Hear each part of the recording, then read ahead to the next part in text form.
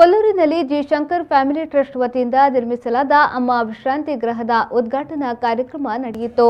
ಶಿವಮೊಗ್ಗ ಬೈಂದೂರು ಲೋಕಸಭಾ ಸಂಸದ ಬಿವೈ ರಾಘವೇಂದ್ರ ಅವರು ಮಾತನಾಡಿ, ಸಮಾಜದಿಂದ ಪಡೆದದ್ದು ಸಮಾಜಕ್ಕೆ ಕೊಡಬೇಕು, ತಾವಾಯಿತು ತಮ್ಮ ಕುಟುಂಬವಾಯಿತು ಎನ್ನುವ ಇಂತಹ ಅಪರೂಪದ ಕಾಲಘಟ್ಟದಲ್ಲಿ ನಾಡೋಜ ಡಾಕ್ಟರ್ ಜಿ ಶಂಕರ್ ಅವರು ವಿಶೇಷವಾಗಿ ನಿಲ್ಲುತ್ತಾರೆ.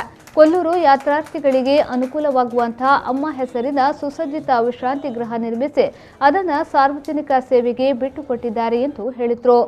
ಸಮಾಜದಿಂದ ಪಡೆದಿದ್ದನ್ನ ಸಮಾಜಕ್ಕೆ ವಾಪಸ್ ಹಿಂದಿರುಗಿಸಬೇಕಾಗಿರೋದು ಎಲ್ಲ ಮನುಷ್ಯನ ಒಂದು ಕರ್ತವ್ಯ. ಆದರೆ ಇವತ್ತು ಎಷ್ಟಿದ್ರೂ ಕೂಡ ನನಗೇ ಬೇಕು, ನನ್ನ ಕುಟುಂಬಕ್ಕೆ ಬೇಕು ಅಂತೇಳಿ ಚಿಂತನೆ ಮಾಡ್ತಿರುವಂಥ ಶಕ್ತಿ ಜನ ಹೆಚ್ಚಿಗೆ ಆಗ್ತಿರುವಂಥ ಈ ಸಂದರ್ಭದಲ್ಲಿ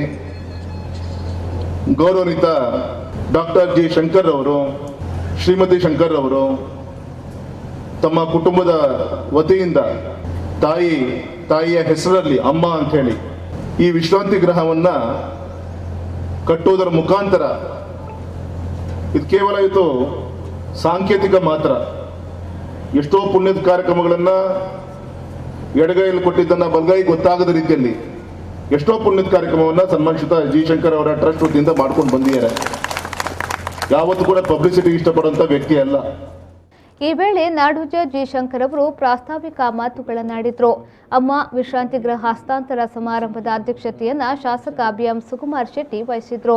ಮುಖ್ಯ ಅತಿಥಿಗಳಾಗಿ ಜಿಲ್ಲಾಧಿಕಾರಿ ಜಿ ಜಗದೀಶ್, ಸಹಾಯಕ ಆಯುಕ್ತ ಕೆ ರಾಜು, ಜಿಲ್ಲಾ ಪಂಚಾಯತ್ ಸದಸ್ಯ ಶಂಕರ್ ಪೂಜಾರಿ ಮತ್ತಿತರರು ಉಪಸ್ಥಿತರಿದ್ದರು. ಇದೇ ವೇಳೆಯಲ್ಲಿ ಅಮ್ಮ ವಿಶ್ರಾಂತಿ ಗೃಹದ ಬೀಗದ ಕೀಲಿಯನ್ನ ಜಿಲ್ಲಾಧಿಕಾರಿ ಮೂಲಕ ಸಹಾಯಕ ಆಯುಕ್ತ ಕೆ ರಾಜು ಅವರಿಗೆ ಹಸ್ತಾಂತರಿಸಲಾಯಿತು.